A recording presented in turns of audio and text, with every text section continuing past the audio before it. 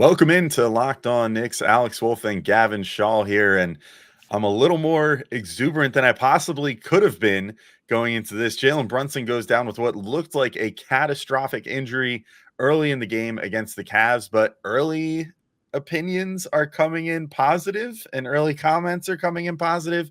We're going to discuss that, a gutty performance by Josh Hart and the very shorthanded Knicks, and how the Knicks can potentially last the next week or so without Jalen Brunson, if that's all they need to do. Next on Locked On Knicks.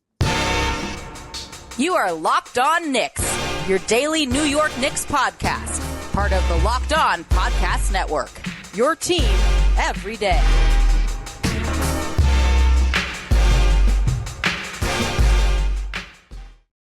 All right, welcome in to Locked On Knicks, and today's episode is brought to you by FanDuel. Make every moment more. Right now, new customers get $150 in bonus bets with any winning $5 bet. That's $150 if your bet wins. Visit FanDuel.com/LockedOn to get started.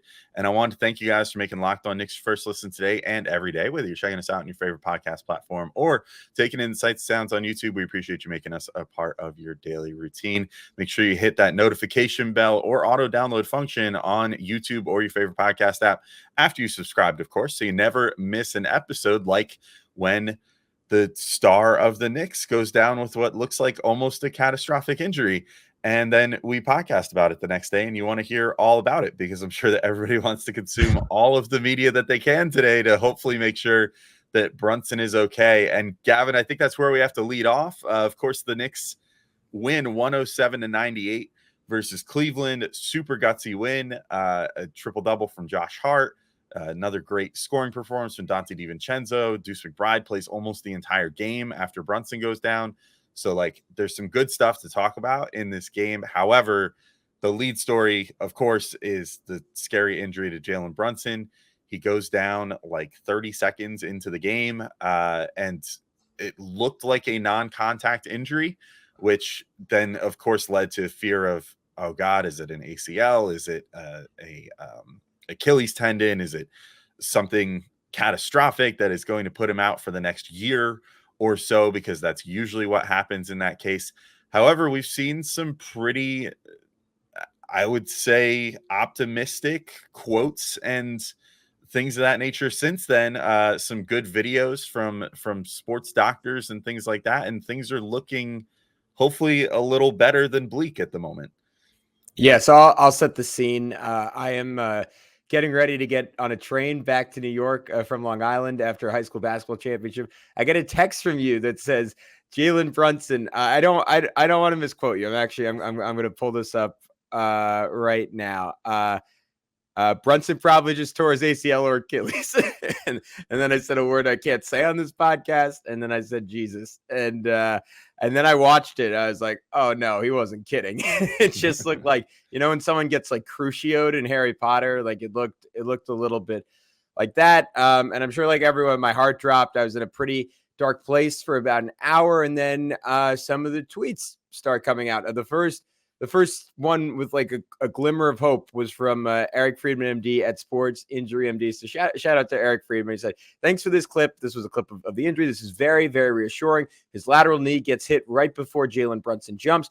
Could have caused a perineal nerve contusion, which gives you a dead leg, and you're not able to lift your ankle up. This is a days to week injury usually. And then after the game, after we watched a video from, I think it's Brian Sutterer that we'll talk about in a sec, Steve Popper had this quote from Donte DiVincenzo and Jalen Brunson. I asked him if he was okay, and he said he'll be fine, and that's everything to me. I don't worry about Jalen. He's one of the toughest guys in the league. Whatever it is, he's going to bounce back. He's tough as nails. Jalen Brunson, I feel like if it wasn't Achilles or ACL, would say he's fine. So I don't know how much to read into that. But the stuff from the actual doctors, Alex, basically everything that happened leading up to the injury and after the injury has indicated, to your point, seemingly definitely not an Achilles, very unlikely to be an ACL, most likely a nerve injury, which was almost the equivalent of hitting your funny bone, but in your knee instead of your elbow. And one other doctor mentioned potentially a fibula issue, which was something similar to what Steph Curry dealt with. That would be kind of the middle case scenario that would keep him out for a few weeks, but not months or years, or not years, but months or a year. So seems like the Knicks have avoided what I think could have only been called a franchise altering injury. And that's great news for everyone because you get Jalen Brunson. You don't have to watch me and Alex cry for a half hour. Like not like cry, like complain, literally just cry on camera for a half hour. Yeah. Yeah. I mean, I think the biggest thing, so if people have been watching the video or saw it live and then have not seen any of these videos from the doctors yet, which I'll shout out again, Brian Suter, his channel is Brian Suter MD on YouTube. He put out a great video where he went through like practically frame by frame to try to identify what happened here. I mean, his thought and some of the other doctors' thoughts that I've seen were that he thought that Brunson's knee got hit, and I looked at the replays, and like, to me it doesn't look like it, but he made a good case for it. Looked like his knee took an unnatural motion, like it had been kicked almost, or like had a knee to knee contact, which then hit that nerve and caused what we saw then happen afterwards of Brunson like crumpling in air pretty much. I mean, he was up for a jumper and then you could tell was trying to bail out before he even hit the ground again, which is also, I would say, maybe a little uncharacteristic of an ACL or something injury, because as much as, if you take a plant and then, you feel that pop or whatever, a lot of times players are able to still sort of like finish whatever play they were doing and then kind of crumple to the ground, depending on the severity or whatever. So yeah, I don't know. Maybe that's a good sign that he was crumpling in air. But then the other thing, the part that looks so scary about the injury is the part that makes the doctors think that this actually is just that nerve injury, which is that Brunson, when he was trying to walk, essentially had like lost control of his ankle, which you could see as he was trying to kind of get up and like walk his way back to the bench. His ankle kind of buckled under him a couple times where it looked like his foot was just like dead and dangling more or less. And as much as that's not, dead and dangling is not normally a good thing. Normally we'd be like, rarely the best case scenario, right? Yeah, rarely the best case scenario, but apparently it's, if your foot looks like it's about to fall off, that's good. In the case of an injury like this that looks non-contact, but I guess maybe was caused by contact to the knee. So I don't know. We'll hold out. The other news is Tibbs seemed not despondent after the game and also mentioned that the x-rays came up negative. Now, I always say with that, x-rays are kind of irrelevant in scenarios like this because they only look at your bones. So I guess we could just rule out like he didn't have a hairline fracture or a full-on fracture of a leg, which I don't think anybody thought it really was anyway. Yeah, maybe rules out the fibula injury though. That's true. I can't say I know enough about that to be sure, but I think that was a broken or partially broken fibula or fractured fibula for Steph, so that could be positive. Yeah. So I mean, I guess that's positive in that regard. Doesn't really tell you anything about the ligaments or nerves or anything like that. So presumably they'll put him in for an MRI today, just to get a real idea of what's going on. I would imagine they probably want to bring him back to New York to hospital for special surgery where they get all their stuff done. But yeah, I mean, I'm breathing a sigh of relief. I at least feel like if it were something major, Woj would have had it last night probably. And we would probably have been waking up this morning which is why, we're recording this in the morning. And like last night we were like, yeah, we should probably wait till morning, because if it were something major, Woj probably would have heard about it and they would have been like, yeah, there's a firm belief in the Knicks locker room that Jalen Brunson tore his Achilles, or there's, I don't there's a like very, that. that'd be terrible, right? Yeah. And I mean, there's an easy test that you can do on court even for a torn ACL and, have a good idea of like, okay, this is probably a torn ACL. It's like you flex your leg a certain way or something. And, there's something that the trainer can feel. And there's been no reports of that either. So I think like as of right now, we can sort of take a deep breath and just wait for whatever the ultimate diagnosis is here. Yeah, it just sort of feels like we should have a doctor on call at this point. Like, so this podcast, I feel like every third or fourth episode is us like scrapping at like bits of medical information we've heard over years. Like, I'm pretty sure it's not this based on this. But the good news is the real doctors have, again, like by and large been enormously positive on this injury. That I mean, I can't like not to play devil's advocate, but like can't state enough the extent to which that would have just killed the Knicks. Like I know that's a Captain Obvious, but I just what I keep coming back to is that next year is the year for the Knicks more than this year is.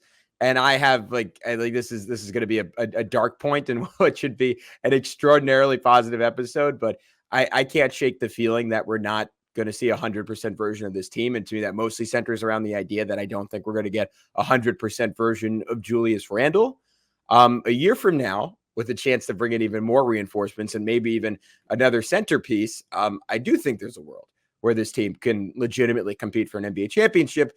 And if Jalen Brunson was coming back halfway through the year off a torn ACL or an Achilles injury, I think you would have to substantially revise that. And as a franchise, like our whole summer would have been discussing, like, all right, can you actually make an all-in trade, particularly like someone for Joel Embiid, if the guy who's going to team up with him is not 100%? And even with modern medicine, you can never be quite sure he's going to be exactly the same guy again when the margins for someone like Jalen Brunson athletically are already so thin. So I say all that as a dark hypothetical, but also to shine a light on what was avoided here, and also just how much we should appreciate this guy. Yeah, for sure. And we should probably also share some appreciation for Josh Hart, for Donte DiVincenzo, for Deuce McBride, for the new guys, for Bojan and Alec Burks and Precious Achiuwa. There's a lot of love to go around in this game, Gavin. But first, would you let everybody know about our good friends over at FanDuel? Get buckets with your first bet on FanDuel, America's #1 sportsbook. Because right now, new customers get $150 in bonus bets with any winning $5 bet. That's $150. I got to say it like that. That's a big number if your bet wins. Bet on all your favorite NBA players and teams with quick bets, live same-game parlays, exclusive props, and more. This would normally be the part of the ad where I tell you about the Knicks championship odds. To me, that would be tempting the basketball gods to do something bad to Jalen Brunson. So instead, I'm going to stay far away from New York and tell you that the Oklahoma City Thunder are 1-point underdogs to the Los Angeles Lakers. I disagree with that. The Thunder are a young team. I think they're going to run the Lakers up and down the floor and get a clean-cut win in LA tonight. So lay some money down on that. If you want to do that, all you have to do is visit FanDuel.com/lockedon and shoot your shot. FanDuel, official sportsbook partner of the NBA. Alrighty, we are back on Locked On Knicks, a 107-98 victory for the New York Knicks over the Cleveland Cavaliers. Alex, how many teams in the NBA would come into a game against the team with, what do they have, like third best record in basketball, second best record in basketball right now? Admittedly, no Karis LeVert, no Donovan Mitchell, but still with two All-Stars and another alleged future All-Star in Evan Mobley in the starting lineup without three of their four most important players, and then watch the most important of those four players have his leg die on the court and have the team doctor go up to him and be like, hey guys, it's actually good news. And then come out and respond to that instead of being in total despair by ripping off a 9-point victory in a season full of gutty wins for the New York Knicks.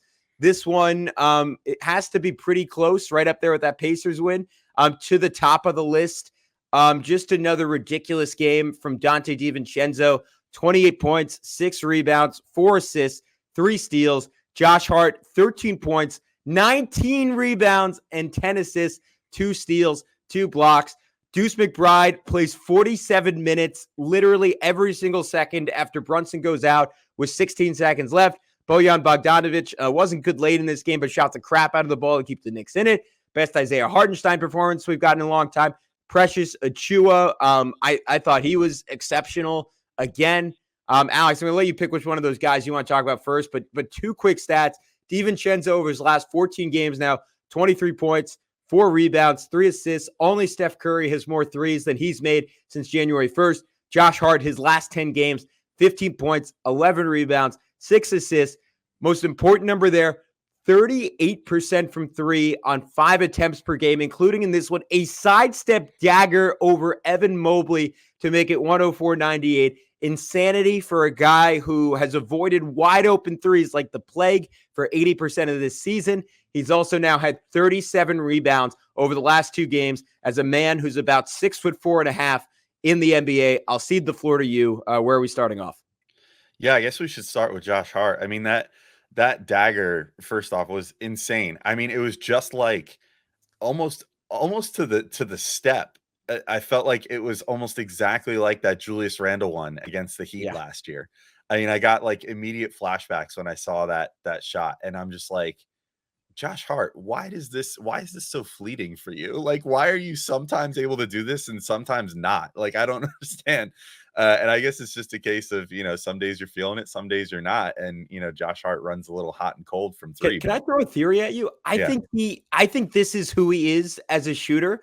And sometimes his confidence just tanks. Like, you can go over the numbers for his career. Like, maybe 38% is a little high, but 35, 36 on decent volume. Like, he did that for years, and something flipped the last few seasons where he lost it. He got it back in New York for half a season. In the playoffs, he shrunk. That carried over. And then he came out and said, yeah, I worked on that over the All-Star break. But to me, it was that game against the Mavericks where they were missing everyone. And like, he just had to shoot and he had to work through it. Like that felt cathartic.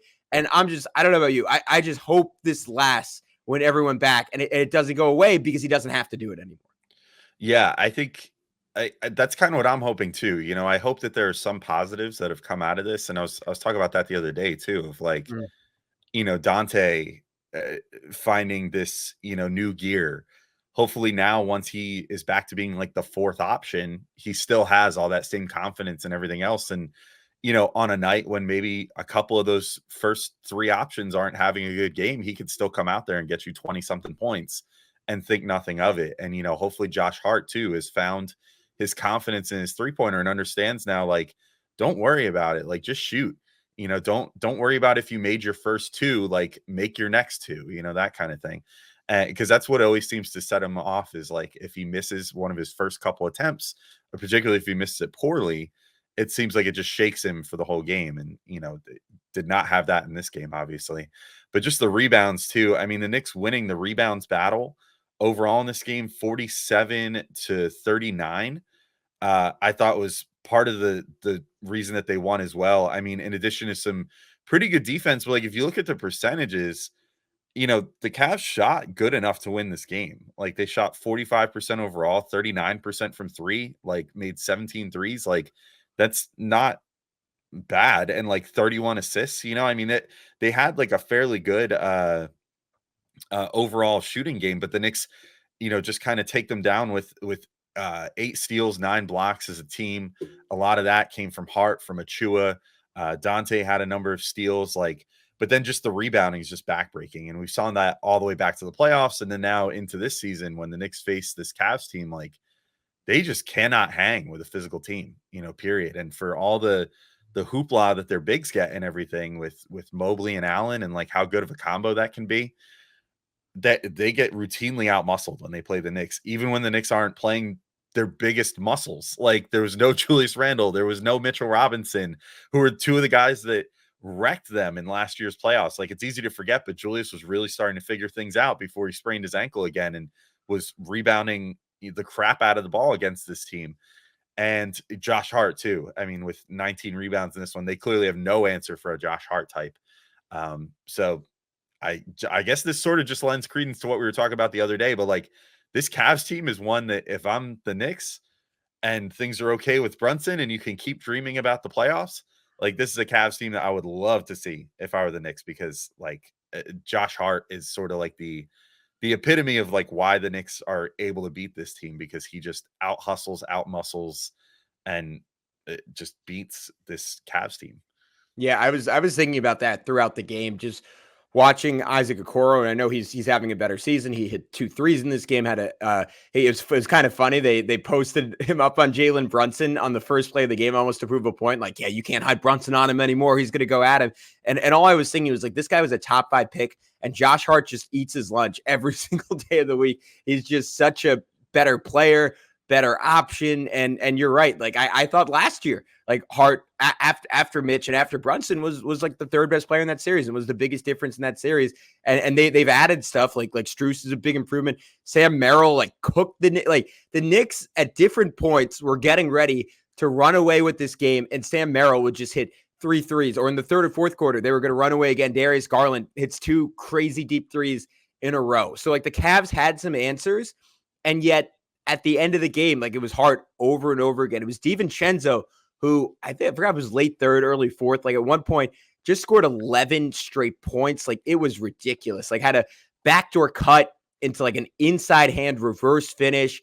Like a steal into a 3, a relocation 3, a kick out into another 3. Like the shooting, like obviously, like we keep saying the shooting's insane, but it's still weird to watch him effortlessly take a 26-foot jumper. If you didn't read Fred Katz's and Anthony Slater's excellent story on The Athletic on DiVincenzo and how that confirmed my theory that DiVincenzo just basically like put on like a Steph Curry mask last year, Mission Impossible style, and said, "Hey man, I'm gonna follow you around. Like, is it cool if I like sleep on like a side bed, like an air match with you and Aisha? Like, can I play with your kids in the morning?" Like he just took on Steph Curry's life, and maybe even more importantly, like watched a whole lot of film on how he squares his shoulders and how he generates so much power, even when he's catching the ball on the move. Like they ran this one play for him that is just textbook out of the Draymond Green, Steph Curry playbook, where Isaiah Hartenstein got a catch and Hartenstein immediately like bounces it behind him in like an improvised dribble handoff while acting as a human screen.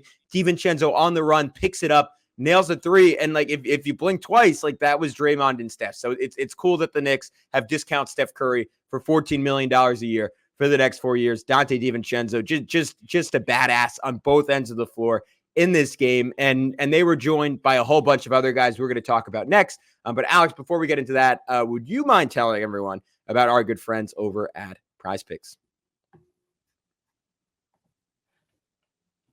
Why, yes, I would. And Prize Picks is America's #1 fantasy sports app with over 3 million members. They're the easiest and most exciting way to play daily fantasy sports. It's just you against the numbers. You just pick more or less than on 2 to 6 player stat projections and watch the winnings roll in.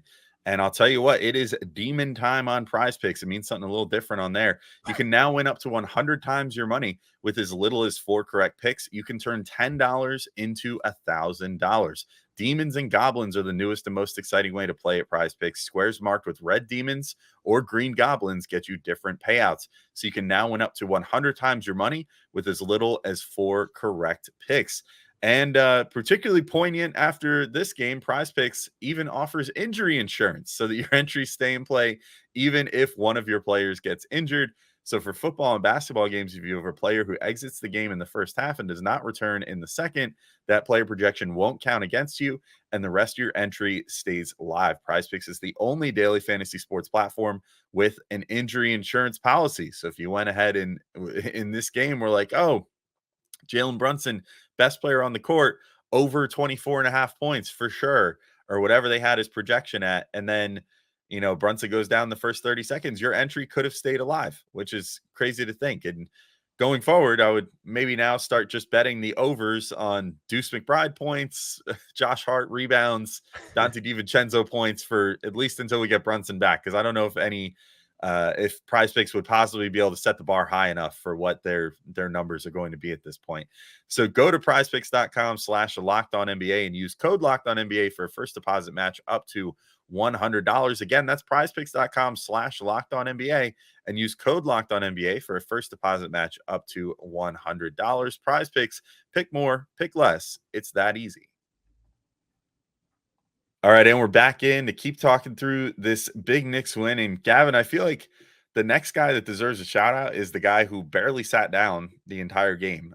Deuce McBride, 47 minutes and 13 seconds out of a possible 48 for those of you keeping track at home. So he sat for exactly as many seconds as Jalen Brunson played in this game, because he came in immediate relief of him and then did not sit down for the entire game after that. Ends with a somewhat modest stat line: 16 points, 6 of 15 shooting, 4 of 9 from 3, 5 assists. But I thought what was really good with Deuce, and particularly something to keep an eye on, if Brunson ends up being out. Now, granted, the Knicks are going to be getting reinforcements here immediately, which we haven't even really gotten to talk about yet, with Shake Milton, who they're signing off of waivers after he was waived. So that's good timing, I guess. Timing. Yeah, in a weird way. You thought it would just be good timing in general, but extra good timing considering the circumstances now, that he should probably be signed and ready today on Monday and ready to rock for hopefully the Knicks' next game. So maybe he ends up slotting in there as the starter. But if Deuce ends up starting, which I hope is the case, because I think he's earned that at this point to take over as starter, and if Brunson is out, I think we saw something really good here with him and Hartenstein, which we kind of already knew that those two had a pretty good symmetry from off the bench, and the minutes that they have gotten together over the last couple of years. But I thought in particular in this game, like, just having Hartenstein there is sort of the bailout for Deuce, where if he's coming into a screen and it looks like, oh, I don't think I'm going to get the edge just right or whatever, having the ability to kick it to Hartenstein real quick and have Hartenstein have the passing ability that he has, which he ended up with 8 assists in this game. I think that's a great way to sort of work through one of the weaknesses of Deuce's game, which is maybe not being the strongest guy with the ball in his hands, just trying to create and trying to like turn corners and drive, straight line hard to the hoop to create those opportunities to kick the ball out. Having a bailout like Hartenstein, I think, is great for him. And so hopefully if Deuce ends up having to start for the, hopefully the next week or so, maybe the next like 4 games, whatever it ends up being, I hope that there's a lot of minutes with him and Hartenstein and their dynamic playing out, because I thought that it was pronounced to me in this game, watching through it again, that those two have a great chemistry that could help the Knicks sort of mitigate the loss of playmaking by Jalen Brunson. Yeah, I'm with you though. I don't know. And I will say I've been first and foremost on this podcast in critiquing Deuce's handle. This might not be the game to do it, because he had one of the nastiest in and out moves I've ever seen on Evan Mobley that literally like crumpled did he win Depoy last year, or like runner up for Depoy? I don't know, but he wrecked him. Like that was so dirty. And the movement shooting from Deuce is maybe the single craziest thing for me, for a guy who was, it's very similar to Josh Hart, like a guy who was scared to take like a spot up 3 last year. And now, like, there's one play where Donte got an offensive rebound and Deuce just like relocation 3, like catches it on the move. And it just, like, to me, it's this is a broader point that's maybe a podcast to itself, but it's emblematic of the skill evolution in the NBA. Like 15, 20 years ago, it was Ray Allen who was making shots like that, and pretty much no one else outside of like Kobe and like a few of the true like star guys like Tracy McGrady would make shots like that. It just was not common to hit like a running corner 3. And now Deuce McBride is doing it. Sam Merrill does it 4 or 5 times to the Knicks on the other end. Like that's just in everyone's bag now, and it's rapid fire evolution. But this was such a good game for Deuce. Like we didn't even mention, like, he hit the 3 that, like if the game wasn't sealed, like he sealed it on that last second 3. Still doesn't really do the point guard stuff you want, which is why I almost wonder if they might start Shake Milton. If it gets Alec Burks out of my life, I'm really okay with either option. But yeah, Deuce has been awesome, and iHeart had a great passing game. Like I think the play you were getting at in terms of the chemistry between those two, like the bounce pass he threw Deuce on the cut that led to the swing to DiVincenzo for a 3, that was one of the best passes I've ever seen Hartenstein throw. It wasn't even an assist, but just the speed he got on that ball and like the timing of it, and had to throw it around Mobley was ridiculous. Last 2 guys I wanted to shout out in this game before we wrap up talking about how to survive. Brunson being out, Bojan, despite the -8 in this game, that wasn't really his fault, because he was mostly on the court when Merrill was just cooking. Like I thought he gave the Knicks just enough offense. Like when you look at this game versus some of the other games the last few weeks where the Knicks were scoring 90 points, like Bojan was the difference. Like just tough pull-up jumpers. Like one was a shot clock buzzer beater over Jared Allen, fading away.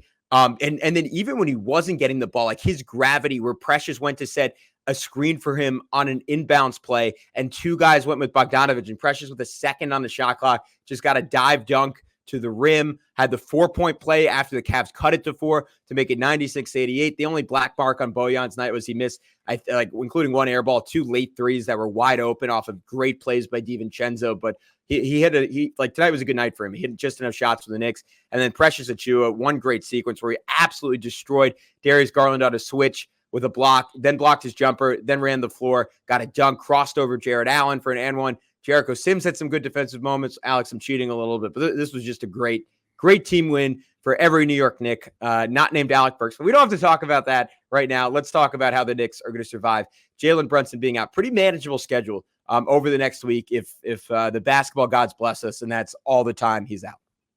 Yeah, so it's really not looking too bad for the Knicks as far as like degree of difficulty. And we were sort of getting at this the other day, like, or I forget if this was one of the ones I did solo last week, but like the Knicks schedule coming up here, really pretty favorable in general for the next like 2-3 weeks. Yeah, through the 29th, I think is pretty easy. Like, but in particular, if this injury holds Brunson out for like 7-8 days, you've got the Hawks at Madison Square Garden on Tuesday. So that's game one. Then you don't play again till Friday, where you face the Magic at home, which that's probably the toughest of the stretch. And then Sunday and Tuesday face the Sixers in back-to-back games at Madison Square Garden. Another one of those weird 2 games at Madison Square Garden in 3 days, like what they had with the Bucks for Christmas. I don't know why those are all of a sudden getting scheduled this year, where they're just giving teams vacations to New York for a couple days. But whatever the case may be, it's a Joel Embiid-less Sixers team that is one of the only teams that has been floundering more than the Knicks in the face of injuries lately. Thanks to, it's tough to say that that's even the case for the Knicks after this huge win. But like prior to this, they were looking a little rough. But yeah, things are not going great for the Sixers right now without Embiid, and he definitely will not be back by then because the earliest estimates for him say the end of March. So 3 out of 4 very winnable games. And I think the Hawks, you were saying to me before the show, which I hadn't looked at yet, but are still without Trae Young. So yeah, no Trae. So no Trae for them. I mean, I think things are looking pretty okay for the Knicks as long as the diagnosis on Brunson is good.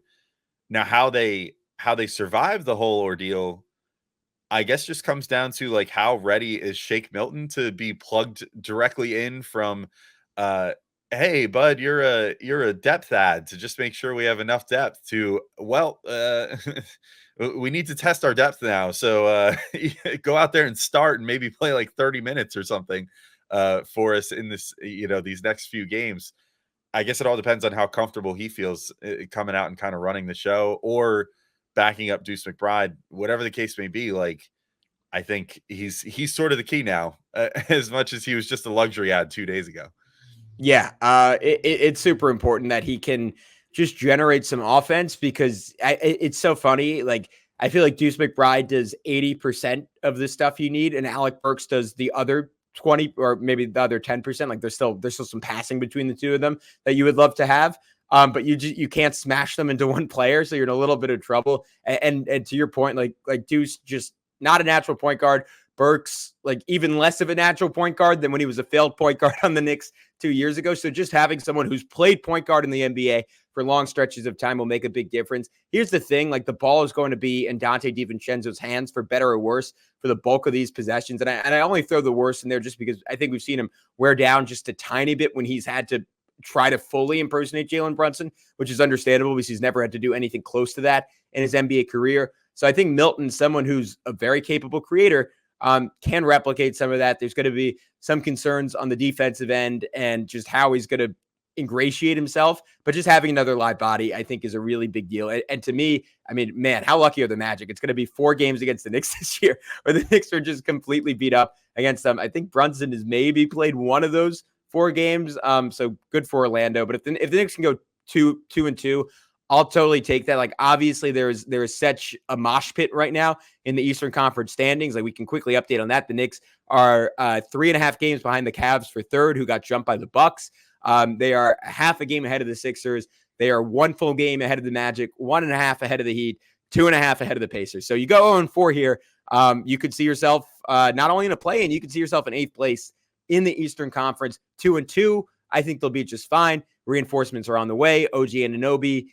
We mentioned that 3-week timeline on our Friday podcast, so maybe 2.5 at this point for him. Julius Randle was reported last night that he has started taking light contact, not by players, but just being hit by pads and stuff. So he's seemingly on the right track to at least start getting back into playing shape. The Knicks are going to be really good down the stretch of this season. As long as the injury isn't ultra severe to Brunson, I'm not super worried. Like, even one win here is not the end of the world, but 2-2, I think they're in a really good spot. Yeah, I think so too. And, this of course assumes that Brunson is able to come back after like a weekend change, which, Yeah. man, that would be such a relief after feeling that feeling of, oh wow, the next 2 years might be over last night. Because any one of those non-contact injuries would have not just killed this season, but also next season. So if he's back after that Sixers game and then gets to come back on the road trip against the Trailblazers, then cool. There's also maybe a chance where the Knicks leave him at home and just say, get fully healthy off this. And then he would miss the next 4. But even those next 4 games are, well, I guess the back half of that road trip is pretty tough. So it would be the Blazers, Kings, Warriors, and Nuggets all on the road before returning home for a pretty favorable home slate to sort of push towards the end of the month here. And then, of course, ending the month against the Thunder at home, which, that's the hottest team in basketball right now. So, yeah, I don't know. It's it'll be an interesting week and change to see, but I'm with you. I think 2-2 is a good outcome. 3-1 is like, okay, well, this is just like a weird team of destiny, and we need to just accept it at this point, especially if all the injury updates come out really good over this next week or so, and it looks like this team can actually get fully healthy for once, for the first time in a month and a half, 2 months. I think we'd be in really good shape. So yeah, I'm just gonna sit and cross my fingers, toes, and I don't know, do some good luck rituals. Maybe call up the Miami Heat and see if they've got a good goat sacrifice guy, and see if we can get some good news on Jalen Brunson. Yeah, I'm with you. All right. That's it for this episode of Locked On Knicks. So plenty more the rest of the week, including an update whenever we get one officially on Jalen Brunson. But until then, he's Alex and Gavin. We'll talk to you soon on Locked On Knicks.